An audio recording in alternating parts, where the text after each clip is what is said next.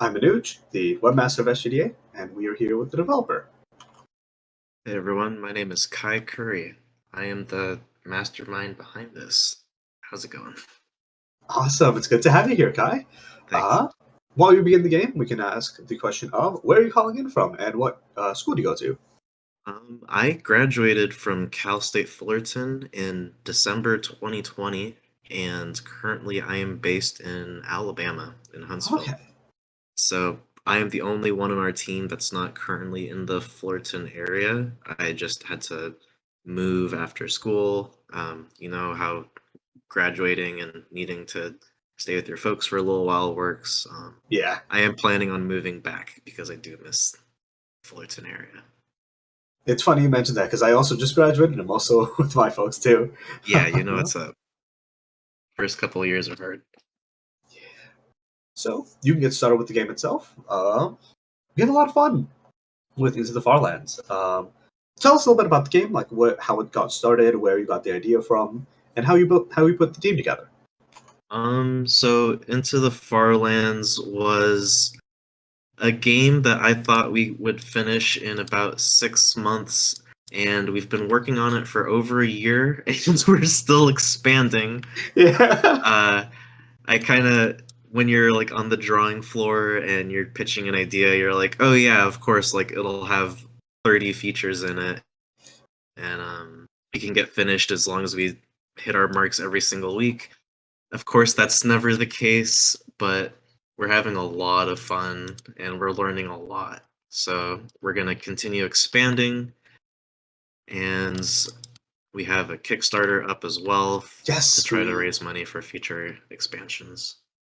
We did. One thing that we really liked while we were playing the game was the sound effects. I think Megan put in chat that like sometimes the sound effects were a little bit too real. Like in the video of the pot breaking, I was like, oh, did I drop something? No. How did the process of that go? Were those sound effects that you all generated, or were they licensed? I would say the majority of them are made by myself. There was an ocean that we started off, and I recorded myself at the beach in the water. There's a swamp area where I actually had to crawl into my bathtub and kind of hold myself up by my arms and kind of kick my feet around to get the sound of water splashing that I wanted.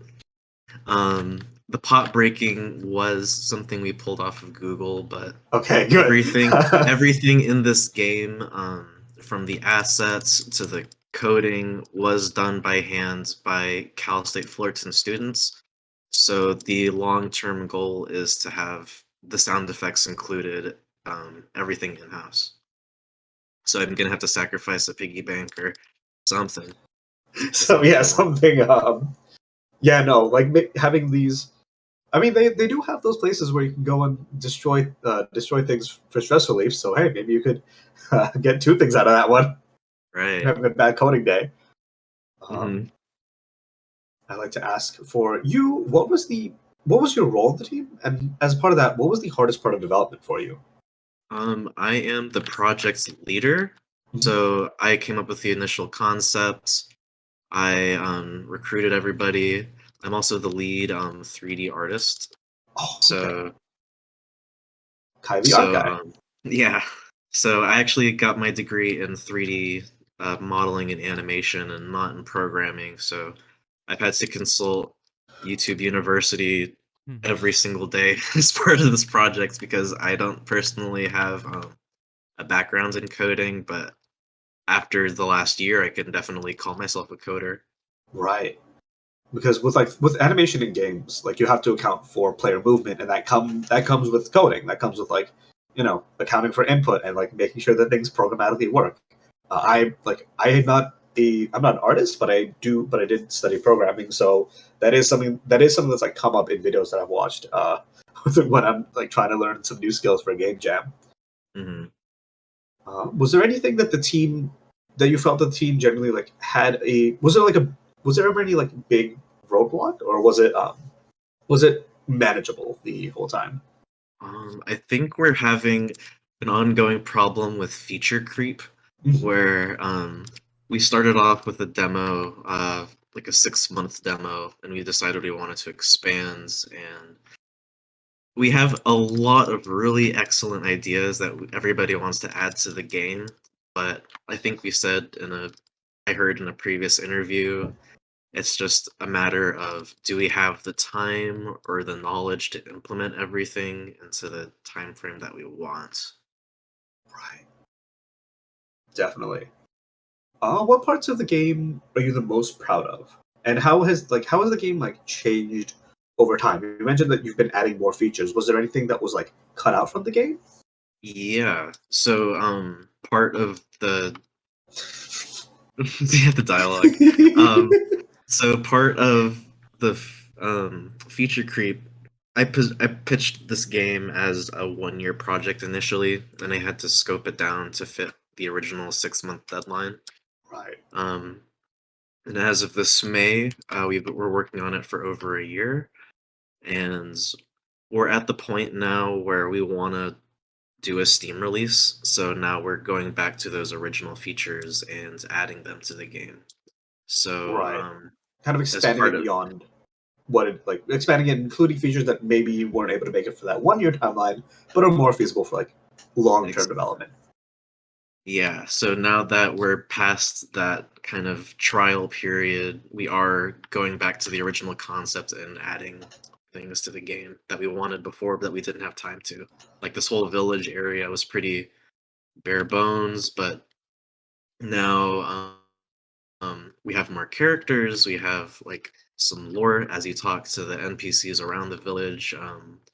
Before there was just this kind of square with the flame in it that teleports you to the dungeon, but now we're like actually building up the village, so there's Yeah. like levels to it and more NPCs and planning on having shops. So it's gonna be a whole thing. Awesome. But in terms of what I'm most proud of, it's the dungeon. I feel like we spent the most time developing it because, as we could probably tell, it's a very combat heavy game. So the dungeon kind of reflects the highlights of our combat system so far. Kind of like traditional, like, dungeon crawling, Yeah, getting down to the depths and challenges increase. Hmm. Yes. I'd like to ask, why did you choose this setting over something else, like a stranded island, or stranded on a not deserted island? Right. It's because my personal ancestry is African and Mesoamerican, Mhm. and just growing up, there's no games like this that take place in like a Mesoamerican kind of Aztec setting.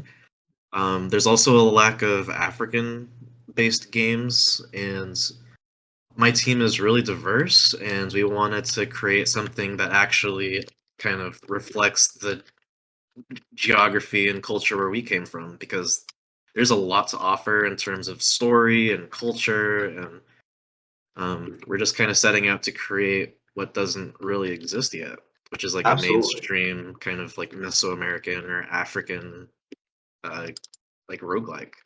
Looking at the architecture of the main like, building that was in the center, the as well as just like the interiors of this dungeon, I do absolutely see that. So Yeah, I agree. Like I think that's really cool. I think that's like super unique too. thank Um, you. oh, hello, darkness, my old friend. Yeah.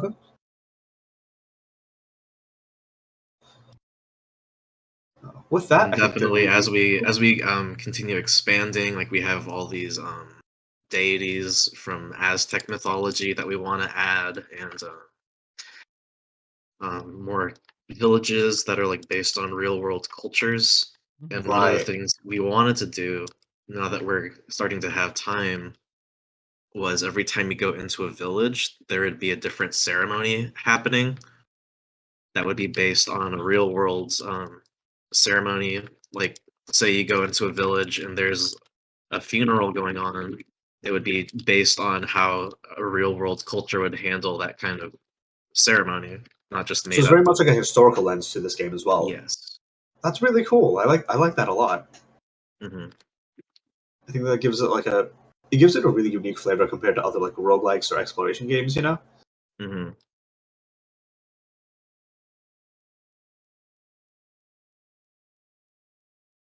I'll let you finish up this dungeon. Yeah. I did really enjoy the combat too. Mm. I've been playing Elden Ring as most people have recently, Hmm. so that like dodge roll style of combat was really familiar to me right now. I think that with How that far we are did you make it into the dungeon, if I might ask? I got to the creep. Right. I lost. I lost pretty Yeah. handily. I've been coding this for so long, I'm just kind of used to the Yeah, you're used to the combat. level layout and everything. Hmm. Oh shit. Oh, good job. Oh, That was okay. really close. And I think, yeah, this is the end of the dungeon. I don't know if I talked to this guy yet, but he was like right outside of the magic portal. How did you get here? That's Hmm. impressive. Oh, okay. Thank you. Yeah, thank you, sir. Yeah, Thank that you, was very. appreciate it. Yeah. With that, I think that we are at the end of our time before we go talk to our next game. But before we end up, is there anybody that you would like to shout out? Anybody that you'd like to kind of thank? Feel free to go ahead. Yeah, so definitely shout out to my whole team. They've been killing it this last year, Mhm. and every single one of us is available for work. So we have our own website, kcstudios.games, We will put this in and the Twitch chat. yeah, and everybody on the team, if you click on their picture, there's a link to their personal portfolio or LinkedIn. So I'm planning on adding screenshots of what everybody's contributed. So if you play the game and you're like, wow, I like how this enemy plays, or I like how this character looks, you can see who is responsible for that and reach out to them for business opportunities. Awesome. I think we'll definitely be keeping an eye on that, as Okay. well as keeping an eye on the Kickstarter, which should be in chat. All Awesome. right. Thank you so much for taking the time to speak with us. We really enjoyed Into the Farlands, and we cannot wait to see what the future of development looks like. All right, and I can't wait to see the rest of the stream. Yep. Thank you. And next up is Interwoven from UC Berkeley. So we'll see you then. Yes.